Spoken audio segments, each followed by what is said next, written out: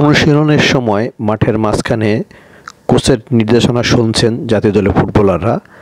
বাংলাদেশ জাতীয় দলের ফুটবলারদের 18 তারিখে এশিয়ান কাপ বাছাইয়ের ম্যাচ, এটি তাদের শেষ হোম ম্যাচ। আর এই ম্যাচে তাদের প্রতিপক্ষ ভারত, শক্তিশালী দল ভারত। তবে এই মুহূর্তে এশিয়ান কাপ বাছাইয়ের সি গ্রুপের যে খেলা শেষ হয়েছে, যে 4টি করে ম্যাচ প্রত্যেকটি দলে শেষ হয়েছে, তাতে কিন্তু বাংলাদেশ আছে 3 নম্বরে আর ভারত আছে পয়েন্ট টেবিলের 4 নম্বরে, অর্থাৎ 4 দলের মধ্যে চতুর্থ। ভারত এবং বাংলাদেশ 2 দলের পয়েন্ট 2 করে, তবে গোল পার্থক্যে বাংলাদেশ 3-এ আছে, ভারত আছে 4 নম্বরে। এই ভারতের সাথেই 18 তারিখে ম্যাচ। এবার এশিয়ান কাপ বাছাইয়ে বাংলাদেশের টার্গেট ছিল চূড়ান্ত পর্বে ওঠার, কিন্তু খেলোয়াড়, কোচ এবং অন্যদের ব্যর্থতার ফলশ্রুতিতেই দলটি এখন বাজে অবস্থায় আছে।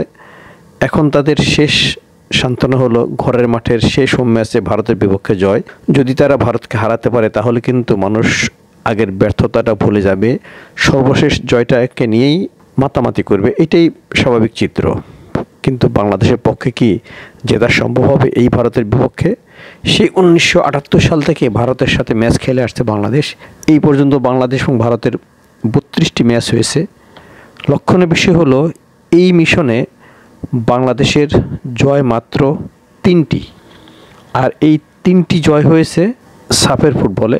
3টি জয়ের 2টি এসেছে গত শতাব্দীতে, 1টি এসেছে এই শতাব্দীতে।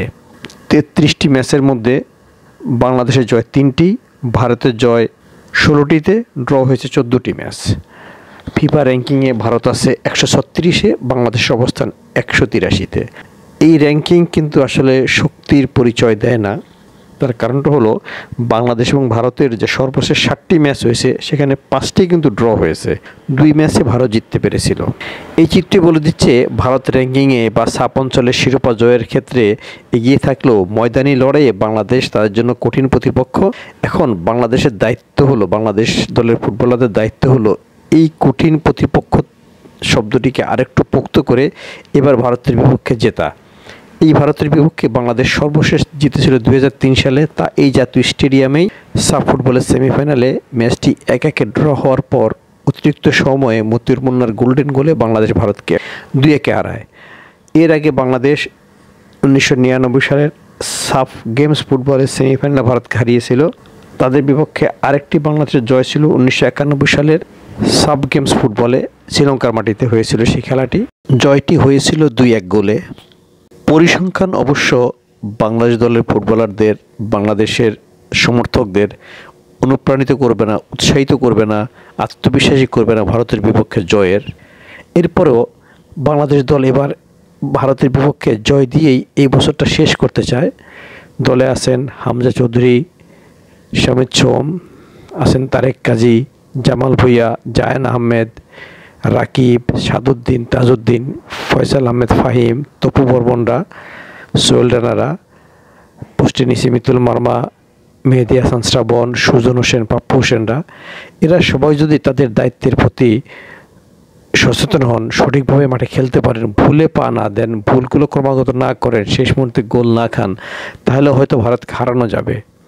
সেই 23 বছর পর দলটির বিপক্ষে জয়ের দেখা মিলবে, যা 2003 সালে মিলেছিল জাতীয় স্টেডিয়ামেই সাফের সেমিফাইনালে।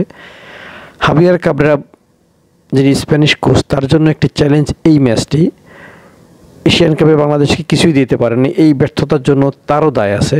এখন তিনি যদি এই ম্যাচে বাংলাদেশকে জয় এনে দিতে পারে, নানা কারণেই বাংলাদেশ ভারতের এই ম্যাচটি অনেক বেশি গুরুত্ব বহন করছে। এখন হাবিয়ার কাবরেরার সঠিক কৌশল এবং খেলোয়াড়দের তা বাস্তবায়ন, এই দুই প্রক্রিয়া যদি মাঠে যথাযথভাবে হয় তাহলে কিন্তু বাংলাদেশ জিততে পারবে। দেশবাসী আগের 4 ম্যাচে জিততে না পারা কষ্টটা ভুলে যাবে। সর্বশেষ ম্যাচে নেপালের সাথে শেষ মুহূর্তে গোল খেয়ে যে ড্র করতে হয়েছিল, সেই হতাশাও ভুলে যাবে যদি বাংলাদেশ জিততে পারে।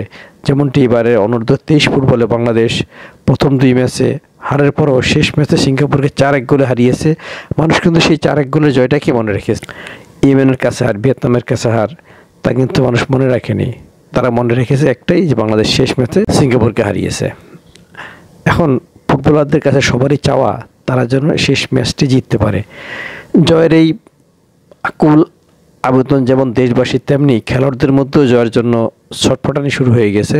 যেমন কানাডা প্রবাসী স্বামী সুম জানালেন তার একটি জয়ের জন্য মুখে আছেন, কারণ তিনি আসার পর বাংলাদেশ দল এখনও কোনো জয় পায়নি। তিনি এবং হামজা চৌধুরী দুজনেই বাংলাদেশ দলের হয়ে গোল করেছেন। হামজার গোল 4টি, অন্যদিকে সুমিত সুম 1টি গোল করেছেন। আর সেই গোলটি হলো তিনি হংকংয়ের বিপক্ষে করেছিলেন। সেই ম্যাচ বাংলাদেশ ড্র করবে এমনটি আশা করা হলেও শেষ পর্যন্ত ইনজুরি টাইমের গোলে বাংলাদেশ হেরে যায়।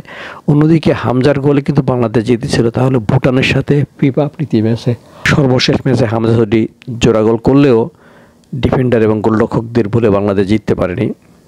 এখন বাংলাদেশ কি হারাতে পারবে ভারতকে? ভারতের আসলে সাম্প্রতিক সময়ের পারফরমেন্সটা মোটেই ভালো নয়। তারা জয়ের দেখা পাচ্ছে না একেবারেই। এই বছর তাদের একটি মাত্র জয়, তা হলো ফিফা প্রীতি ম্যাচে মালদ্বীপের বিপক্ষে এশিয়ান কাপ বাছাই শুরু হওয়ার ঠিক আগেই। এর বাইরে তারা সিঙ্গাপুরের কাছে হেরেছে, সিঙ্গাপুরের সাথে ড্র করেছে, হংকংয়ের কাছে হেরেছে, বাংলাদেশের সাথে ড্র করেছে, থাইল্যান্ডের সাথে 2-0 করে হেরেছে। গত বছর কিন্তু ভারতের জয়ের দেখা নেই। তারা বলতে গেলে জিততে ভুলেই গেছে। তারা ক্রমাগত হেরেছে, ড্র করেছে। সুতরাং এই আঙ্গিকেই আশাবাদী হওয়া যায় বাংলাদেশ হয়তো ভারতকে হারাতে পারবে।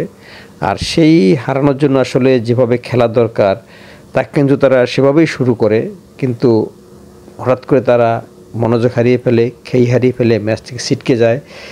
সেই কয়েক সেকেন্ডের বিষয়ে বা 1-2 মিনিটের বিপর্যয়ে কিন্তু বাংলাদেশ খারাপ করছে, রেজাল্ট ভালো পাচ্ছে না।